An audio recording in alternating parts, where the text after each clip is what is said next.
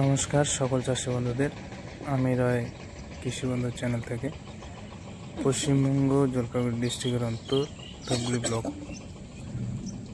আজ অকাল বৃষ্টির কারণে প্রায় 70% আলু জলের তলায় ডুবে রয়েছে।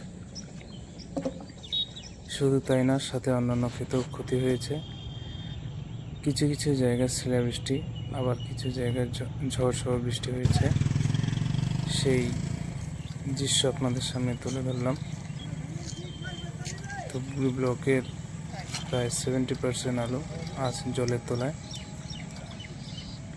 আজকে চাষিরা 10 থেকে 15 বছর অন্তর এক প্রাকৃতিক দুর্যোগের সাথে এরকম লড়ে যাচ্ছে। শুধু তাই নয়, আলুতে যেমন ক্ষতি হয়েছে, সাথে অন্যান্য শাকসবজিতে বেশ একটা ক্ষতি হয়েছে।